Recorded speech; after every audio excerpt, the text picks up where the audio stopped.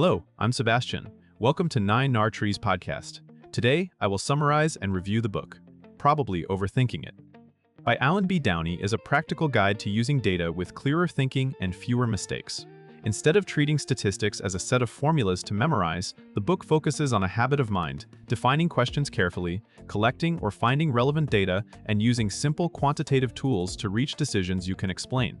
Downey, known for approachable teaching in programming and data analysis, frames statistics as everyday problem-solving rather than academic ritual. The result is a book that helps readers recognize when numbers illuminate a situation and when they mislead. It addresses common pitfalls such as confusing correlation with causation, reading too much into small samples, and trusting charts or headlines that hide uncertainty. Throughout, the emphasis is on reasoning from evidence, checking assumptions, and choosing methods that match the question. For readers who feel intimidated by statistics but still want to make data-informed choices at work and in life, this book offers a grounded, hands-on pathway. I will give you key takeaways from this book. Firstly, turning messy questions into measurable problems. A major theme is that better decisions start long before any calculation. The book encourages readers to translate vague concerns into operational questions that data can answer.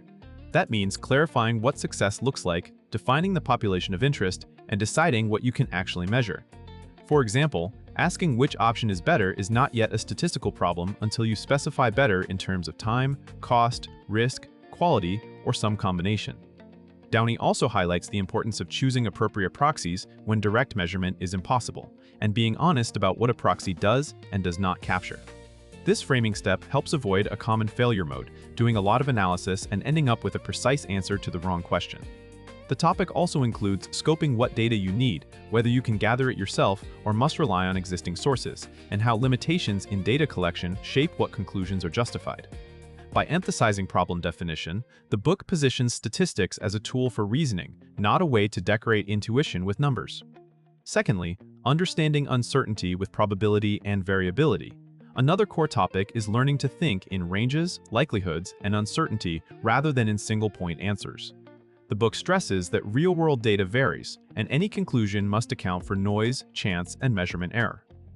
Readers are guided to interpret probabilities as tools for decision-making, weighing outcomes by how likely they are, not by how vivid they feel.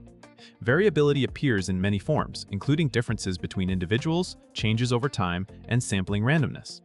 Downey focuses on intuitive ways to summarize variability and to recognize when apparent patterns might simply be random fluctuation.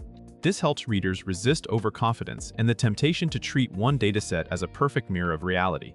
The topic also supports practical judgment, deciding when uncertainty is small enough to act, when more data is worth collecting, and when the cost of precision outweighs the benefit. By building comfort with uncertainty, the book trains readers to make decisions that are resilient, transparent, and easier to revise when new evidence arrives. Thirdly, avoiding statistical traps in everyday data and media.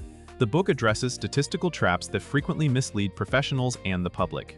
It emphasizes how easily people can be fooled by selective reporting, poorly chosen averages, and comparisons that ignore context. Common issues include survivorship bias, regression to the mean, base rate neglect, and confusing relative changes with absolute changes.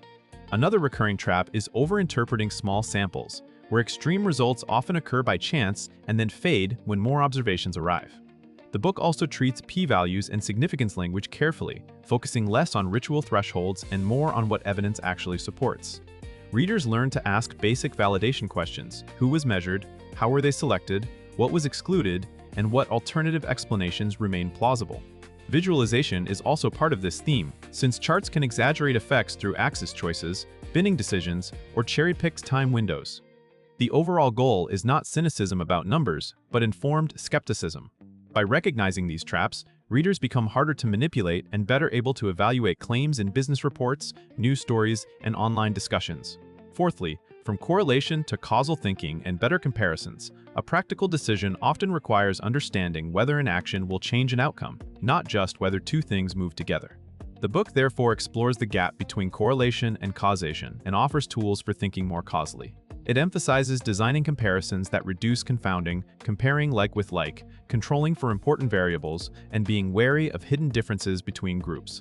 Readers are encouraged to consider counterfactuals, meaning what would have happened under a different choice, and to recognize that observational data can rarely answer causal questions without strong assumptions.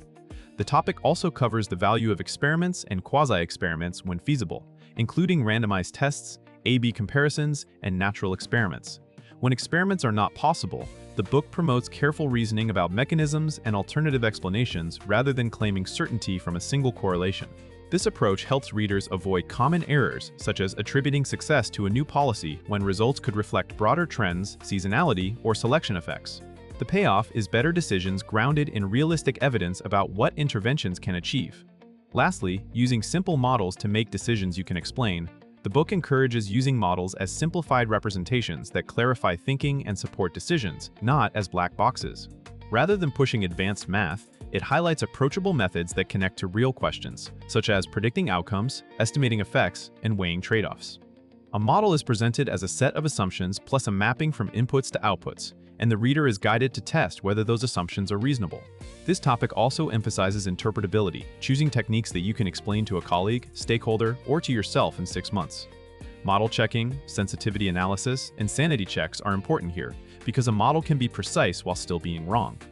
Readers learn to compare models, understand error, and interpret results in context, including the difference between prediction accuracy and causal insight. The broader aim is to make analysis actionable, turning data into a decision rule, a ranked set of options, or a quantified risk assessment. By focusing on simple, defensible models, the book helps readers build decision processes that are repeatable and less driven by gut instinct. In conclusion, this book is best for readers who want to use data without getting lost in jargon, analysts early in their careers, managers who must evaluate metrics, students learning applied statistics, and curious non-specialists who feel they are being sold conclusions dressed up as numbers. It can benefit a reader's life by improving how they ask questions, judge evidence, and act under uncertainty. Instead of chasing certainty, the book helps you make decisions that are proportionate to the strength of the evidence, and it teaches you to notice when a dataset is not capable of supporting the claim being made. Those skills translate directly to workplace choices, such as evaluating experiments, interpreting performance dashboards, and forecasting outcomes, as well as personal decisions involving health information, financial claims, and news-driven risk. Compared with many statistics books, it is worth buying because it prioritizes reasoning over formulas, practical judgment over academic ceremony, and real pitfalls over idealized textbook problems.